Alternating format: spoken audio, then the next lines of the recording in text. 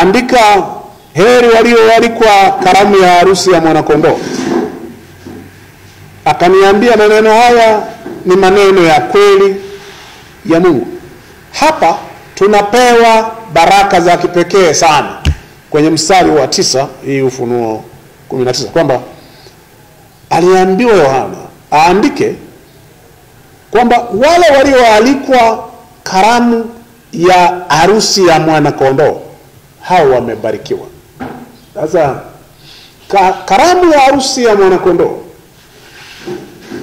inafanana na ile karamu iliyofanyika Yerusalemu siku ya kifo chake, siku anakamatwa Jumatano ile ilikuwa ni karamu.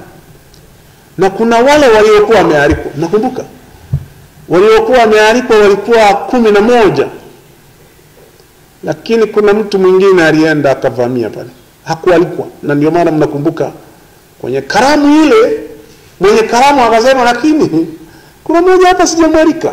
Alikuwa nani? Alilalamika sana Kristo pale, kama mnakumbuka. Kuna mtu sijamwalika hapa, lakini naona yupo. Alikuwa nani? Yuda. Waliokuwa mbele kwa 10 na ngapi? Na 1.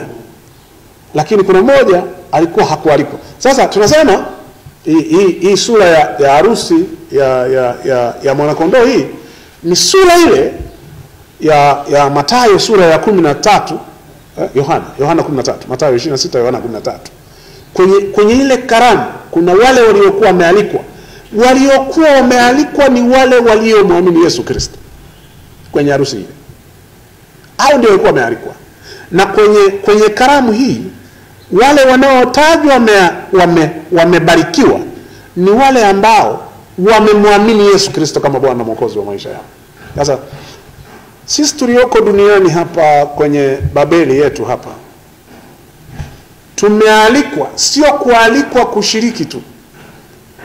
Kiingereza kimetumia lugha nzito kidogo. Ni mwaliko wa kushiriki pamoja naye. Kwa hiyo sisi si washirika wa kudoea kwenye karamu yake Kristo. Sisi tuliomwamini Yesu Kristo ni washiriki, ni waalikwa wa kushiriki moja kwa moja. Na hapa tunaambiwa, akaniambia maneno haya ni maneno ya kweli ya Mungu. Kumbe haya maneno ya baraka hii ni ya kweli ya Mungu. Kweli ya Mungu ni nani? Katika Yohana Yesu Kristo amesema, mimi ndimi njia, kweli na uzima. Kwa hiyo haya maneno na ahadi ya baraka hii ni ya Mungu, ni ya mwana wa Mungu Yesu Kristo mwenyewe. Kwa hiyo tuna ahadi ya kubarikiwa tukiwa Babeli. Ya kubarikiwa tukiwa Babeli. Na kuna shida hapa ya tafsiri ya baraka. Tuna shida kubwa. Kwa sababu kanisa limejaribu kutafsiri baraka katika vile vitu vinavyoonekana vya mwili peke yake. Sidhani kama Bwana Yesu alikuja kufa msalabani ili tuwe na hela. Bado sijafikia imani hiyo. Tufaulu katika vitu vya mwili huu. Kama alikuja ili tufaulu katika vitu vya mwili huu peke yake, then kifo chake msalabani kitakuwa na mapungufu makubwa sana. Kwa nini? Kwa sababu kuna watakatifu wengi ambao hawakubarikiwa kwa vitu vya duniani hapa. Wengi sana. Baraka hii ni baraka ya ushirika na mafungamano na yeye. Tumebarikiwa kwa kuwa na mafungamano halisi na yeye, ya kwamba hakipo kitu pale katikati wala dalali pale katikati anayeweza kuyumbisha mwaliko na mafungamano yetu na Kristo. Katika Warumi sura ya 8 nadhani mnafahamu ya kwamba ni kitu gani kitakacho kututenga sisi na upendo wa Mungu Baba? Ni njaa, ni mauti, ni kifo, au maskini, au nini? Hivyo vyote havitutengi, kwa sababu kama tumebarikiwa, tumepewa mafungamano halisi na Mungu yasiyobadilika. Babeli inaweza kubadilika, na inabadilika sana, dunia inabadilika sana na mambo yake, lakini baraka zetu kwake hazibadiliki bila kujali mabadiliko ya ulimwengu huu. Pale ambapo kanisa liliona watu wanahitaji kusikia baraka za mwili huu, wanahitaji zaidi, nadhani kanisa limewekeza hapa kwamba waliobarikiwa ni wale ambao kwa kweli wana vitu vya mwili huu. Nadhani ni upotoshaji mkubwa wa kusudio la Mungu. Kwa nini? Tuna watakatifu wengi sana ambao hawakubahatika kwa vitu vya mwili huu. Hawakubahatika hata kuwa na maisha marefu. Wakati mnaombeana ninyi muwe na maisha marefu duniani, wengine hawakubahatika kuwa na maisha hayo marefu. Na sijui maisha marefu kwa matumizi gani. Mnakumbuka mitume wote. Aliyekufa mzee alikuwa Yohana peke yake, na ndiye aliyekufa kifo cha kawaida. Mitume wale wengine wote wamekufa kila mtu kwa kuuawa. Siku moja nitawapitisha kwenye historia ya mitume, halafu mniambie ninyi mmebarikiwa hela, si ndio? Mmebarikiwa mambo ya mwili huu, eti wao ambao ni waalikwa namba 2 hapa. Namba 1 walikuwa ni zile kabila 12, wakristo wa Agano la Kale. Hawa ni waalikwa namba 2 hapa kwenye kalamu ya Yerusalemu. Halafu wote walikufa kwa kuuawa kwa sababu ya kazi hii ya kutangaza baraka kwa wengine. Halafu mseme ninyi mmebarikiwa kuliko wao. Atawashangaa Paulo. Ndio. Kuna wakati Paulo aliandamana, alikuwa na matatizo. Mnakumbuka? Paulo aliandamana, alikuwa na matatizo, akawa anadai baraka ya kutokuwa na matatizo. Baraka ya kutokuwa na matatizo, kwamba nimekuriria Mungu, nina mwiba mara 3 hujanijibu. Halafu Mungu akasema ninafurahishwa sana na wewe, ninatukuzwa sana na wewe kwa sababu nimekubariki kwa vingi. Ungemuuliza Paulo amebarikiwa kwa jambo gani na matatizo, afu Mungu hamsikii? Mungu anasema nimekupa vyote. Vyote vipi? Vyote ni ushirika wangu mimi na wewe, ambao wengine sikuwapa, hata kama wangeuhitaji sijawapa. Mnafikiri Yuda Iskariote ya kuhitaji ushirika ule? Au Iskanda? Alimuhitaji Kristo, lakini hakupewa. Sasa sisi tumepewa baraka, na baraka ile inatoka kwa maneno ya kweli ya Mungu. Maneno ya kweli ya Mungu ni Yesu Kristo mwenyewe. Kwa hiyo baraka yetu haitokani na vyovyote vinavyotuzunguka, bali baraka yetu inatokana na yale mafungamano yetu na Kristo kwa njia ya imani peke yake. Sasa ukisoma mstari wa 10, baada ya kuambiwa haya maneno ya baraka, mwandishi Yohana akachanganyikiwa. Anasema nami nikaanguka mbele ya miguu yake ili nimsujudie. Amesikia baraka, akaanza kutaka kumsujudia malaika. Alikuwa malaika. Mnanisikia vizuri? Hapa ni Yohana sasa.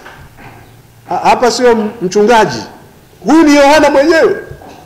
Amesikia habari za baraka hizi ambazo tumepewa sisi tulioalikwa. Halafu anataka kuanguka mbele ya malaika na kumsujudia. Majibu ya malaika yanasemaje? Mmoja nisomee huko mstari wa 10. Neno la Mungu linasema, nami nikaanguka mbele ya miguu yake ili nimsujudie. Akaniambia, angalia usifanye hivi. Mimi ni mjoli wako na wa ndugu zako walio na ushuhuda wa Yesu. Msujudie Mungu, kwa maana ushuhuda wa Yesu ndio roho ya unabii. Hapo. Alivyosikia hii baraka, na Yohana akajiona ni mbarikiwa, na kweli mbarikiwa, alianguka mbele za malaika ili amsujudu. Vipi mkisikia baraka za hela ninyi? Mnavyorukaruka na kukimbia kwenda kubarikiwa kupata hela. Ni kusujudu hela. Bahati nzuri hapa alikuwa ni malaika, anasema usinichanganyie. mafaili. Kwa nini? Mimi si yule ninayestahili kuabudiwa kisa nimeleta taarifa ya baraka. Hapana. Je, utumishi wetu leo unakataa kusujudiwa? Mhubiri mzuri akihubiri vizuri watu wakashangilia, mna tabia ya kushangilia na vitambaa, kichwa kinapanda, kichwa kinapanuka kidogo. Watu wakimshika mkono wakamwambia asante kwa neno, meno yake na moyo wake unajisikia amefanya kitu, hajihesabu. Kuna lugha imetumika vizuri sana, mimi ni nani? Ni mjori wako na wa ndugu zako tu. Hajisikii kama mjori wa Bwana, ambayo ni lugha ya Mtume Paulo. Mtume Paulo mara kadha, wakati watu wanagawanyika, mara wamfuate yeye, wamfuate Kefa, wamfuate nani, anasema sisi ni nani bwana? Sisi ni wajori tu. Kama kuna baraka tumezileta, naomba hizo baraka mrudishie sifa, utukufu na enzi na adhama nani? Yeye mwenyewe peke yake. Na malaika hapa alikataa. Lakini tabia hii ya sujudu ambayo Mtume Yohana alianguka kusujudu, ni tabia moja ambayo Babeli inahitaji sana. Watu wa Babeli wanahitaji sana, kila wakati wanahitaji kusujudiwa.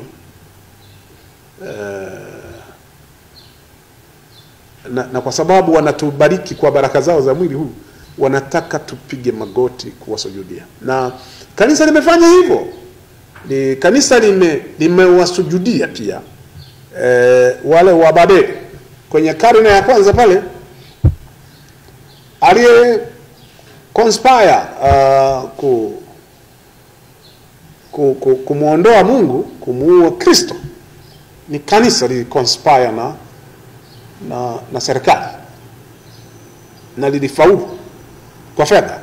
Lakini hiyo ni tabia ya kanisa, lakini ni tabia yenu ninyi mlioamini kuhamisha ibada yenu na kusujudu kwenu kupeleka kwa mamlaka zingine, kama alivyotaka kufanya Yohana. Mamlaka za kidini, mamlaka za kiserikali, mamlaka za fedha, mamlaka za heshima. Unahamisha tumaini, ibada yako na kusujudu kwako, kwa sababu kuna baraka mahala fulani. Lakini kumbuka, baraka zisizotoka kwa Kristo ni baraka za ulimwengu huu, za Babeli. Hiyo ni heshima ambayo alipewa Danieli mara kadha. Danieli, tulisema sana wakati wa Danieli kwamba Danieli amepewa heshima hiyo ya kuwa msaidizi wa mkuu wa nchi, lakini hakuhamisha kusujudu kwake, tumaini lake, ibada yake, hakuhamisha kwa wale waliompa. Kwa nini? Kwa sababu alijua baraka ile haikutoka kwa wale waliompa, ilitoka kwa yule ambaye ni Bwana wake, ambaye ni Bwana wako wewe.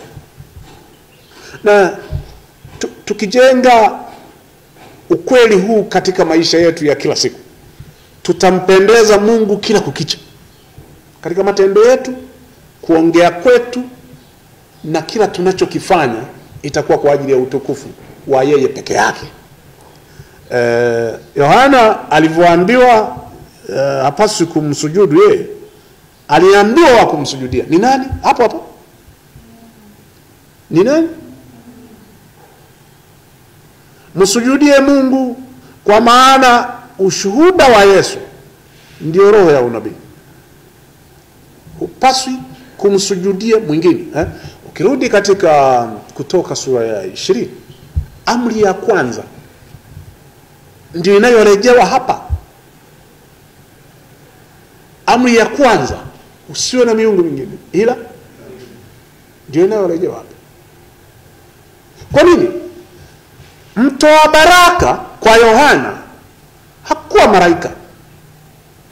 Mtoa baraka kwa kanisa kwako wewe na mimi, sio kanisa, sio taasisi nyingine yoyote, sio ulimwengu huu, mtoa baraka, wala si elimu yako. Hapana, ni Mungu mwenyewe ambaye amejitambulisha katika amri 10 ya kwamba msujudi yule mtoa baraka ambaye ni mmoja, Yesu Kristo peke yake. Sina hakika kama vijana wa leo, ninawaona mnapitia katika matatizo mengi sana, mnatishwa sana na dunia hii, na kuna wakati kwa sababu hamkuwepo zamani, mnadhani mna matatizo mengi kuliko zamani. Yaani kwa wakati vijana mnadhani mna matatizo mengi siku hizi kuliko zamani. Watu wa zamani walikuwa na matatizo machache kuliko yaliyopo leo. Sio kweli. Nilikuwa nazungumza na vijana wa chuo kikuu leo pale. Wanasema wana matatizo makubwa sana ya ajira. Wana matatizo makubwa sana ya ajira. Sasa nikawaambia serikali hii ambayo haina ajira leo ilifuta kuajiri watu mwaka 94. Nilikuwepo nchi hii. Ikasema tumefuta ajira, hatuajiri tena, kuajiri mpaka serikali halmashauri sio nani mpaka aombe kibali mwaka 94. Wakati ninyi mnafikiri hakuna ajira leo, mwaka 94 kuna wanafunzi wa kuajiriwa waliomaliza vyuo vikuu pia. Kwa hiyo matatizo yaliyopo leo yamekuwepo vizazi vyote.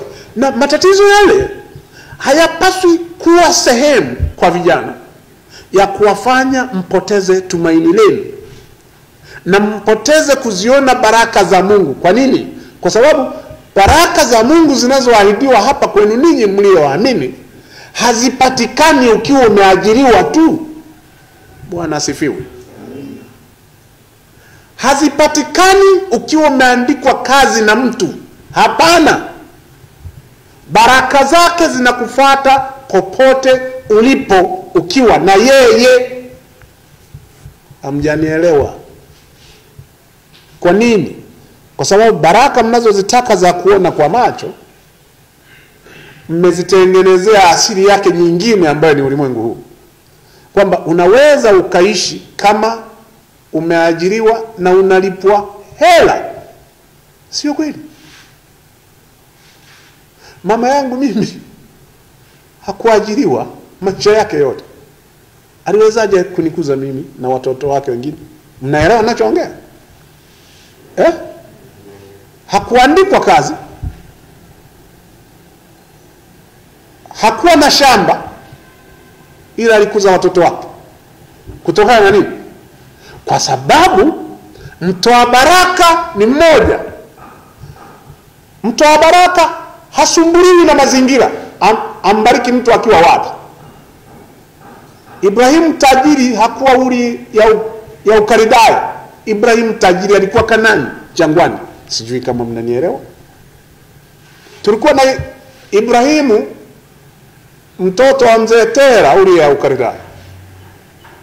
Tulikuwa na Ibrahim tajiri kabisa akiwa Kanani, jangwani. Sijui kama mnanielewa. Maana yake anachoambiwa hapa Yohana, acha kuchanganya mafaili. Kisa nimeleta habari za baraka za Bwana kwako, unataka kuniangukia mimi tena. Tabia hiyo nadhani tulibishana hapa kama mnakumbuka. Ni ninyi au ndio ilikuwa ninyi ndio kwenye kuabudu malaika ndio kuabudu malaika na hapa huyu alikuwa ni malaika, lakini amekana mwenyewe, mimi sipaswi kufanya nini? Kuabudiwa. Anayepaswa kuabudiwa ni nani? Yule mtoa baraka. Amesema hapa, na mtume Paulo alisema pia, hebu rudisheni tumaini sio kwa Apolo, kwa Kefa, kwa Paulo, wala kwa malaika, kwa yule ambaye ni asili ya baraka, ambaye alinunua baraka yenu kwa njia ya damu yake, naye ni mmoja, ni Kristo peke yake.